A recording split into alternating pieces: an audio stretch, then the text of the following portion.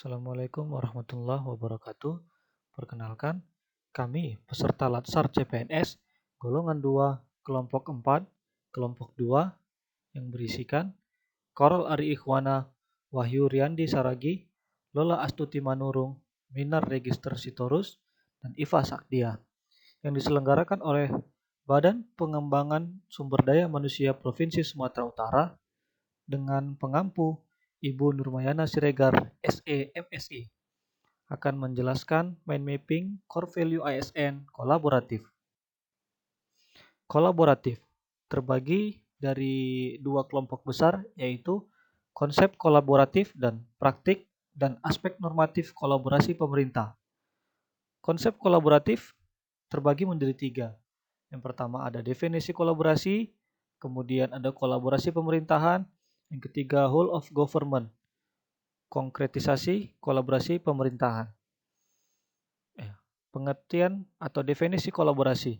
Kolaborasi adalah tindakan kerjasama antara dua orang atau lebih untuk mencapai suatu tujuan. Kolaborasi pemerintahan adalah sebagai sebuah proses yang melibatkan norma bersama dan interaksi saling menguntungkan antara aktor governance. WOG atau Whole of Government adalah sebuah pendekatan penyelenggaraan pemerintahan yang menyatukan upaya-upaya kolaboratif pemerintahan dari keseluruhan sektor dalam ruang lingkup koordinasi yang lebih luas, guna mencapai tujuan-tujuan pembangunan kebijakan, manajemen program, dan pelayanan publik.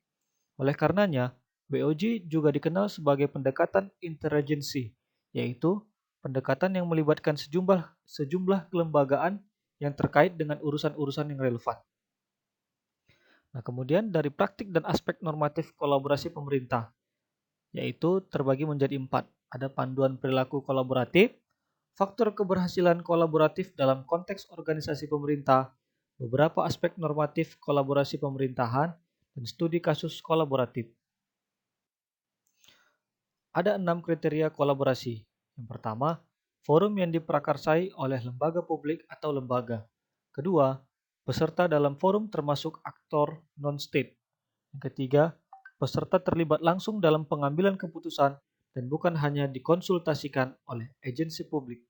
Keempat, forum secara resmi diatur dan bertemu secara kolektif. 5. Forum ini bertujuan untuk membuat keputusan dengan konsensus atau bahkan jika konsensus tidak tercapai dalam praktik.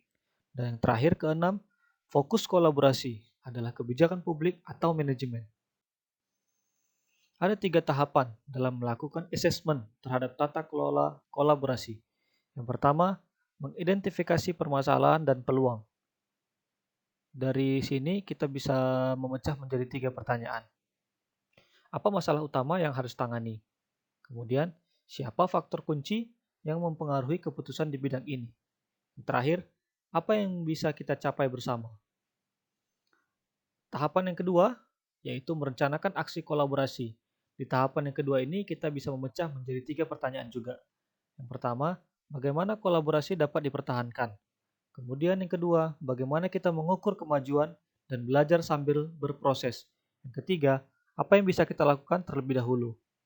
Tahapan yang ketiga, yaitu mendiskusikan strategi untuk mempengaruhi. Dan di sini tahapan ketiga juga terbagi menjadi 3 pertanyaan, yaitu bagaimana cara paling efektif untuk mempengaruhi perubahan. Kemudian yang kedua, kelompok mana yang akan mendukung upaya tersebut dan mana yang akan dapat menentang. Yang ketiga, siapa lagi yang perlu dilibatkan. Panduan perilaku kolaboratif. Organisasi yang memiliki collaborative culture indikatornya sebagai berikut. Yang pertama, organisasi menganggap perubahan sebagai sesuatu yang alami dan perlu terjadi. Kedua, organisasi menganggap individu atau staf sebagai aset berharga dan membutuhkan upaya yang diperlukan untuk terus menghormati pekerjaan mereka. Ketiga, organisasi memberikan perhatian yang adil bagi staf yang mau mencoba dan mengambil risiko yang wajar dalam menyelesaikan tugas mereka, bahkan ketika terjadi kesalahan. Keempat, pendapat yang berbeda didorong dan didukung dalam organisasi atau universitas. Setiap kontribusi dan pendapat sangat dihargai. Kelima, masalah dalam organisasi dibahas transparan untuk menghindari konflik. 6. Kolaborasi dan kerja tim antar divisi adalah didorong. Dan ketujuh, Secara keseluruhan, setiap divisi memiliki kesadaran terhadap kualitas layanan yang diberikan. Aktivitas kolaborasi antar organisasi, yaitu kerjasama informal yang pertama. Kemudian yang kedua, perjanjian bantuan bersama. Yang ketiga, memberikan pelatihan. Keempat, menerima pelatihan. Yang kelima, perencanaan bersama. Keenam, menyediakan peralatan. Ketujuh, menerima peralatan. Yang kedelapan, memberikan bantuan teknis. Kesembilan, menerima bantuan teknis. Kesepuluh, memberikan pengelolaan hibah. Dan yang terakhir, ke-11, menerima pengelolaan hibah. Apa saja sih faktor yang mempengaruhi keberhasilan dan faktor yang menghambat kolaborasi antar organisasi pemerintah? Untuk faktor-faktor yang mempengaruhi keberhasilan, yaitu pertama, kepercayaan. Yang kedua, pembagian kekuasaan. Yang ketiga, gaya kepemimpinan. Keempat, strategi manajemen. Yang kelima, formalisasi pada pencapaian kolaborasi yang efisien, efektif antara entitas publik. Selanjutnya, faktor yang dapat menghambat kolaborasi antar organisasi pemerintah, yaitu ketidakjelasan batasan masalah karena perbedaan pemahaman dalam kesepakatan kolaborasi. Kemudian, dasar hukum kolaborasi juga tidak jelas. Sekian presentasi dari kelompok 2. Kami ucapkan terima kasih.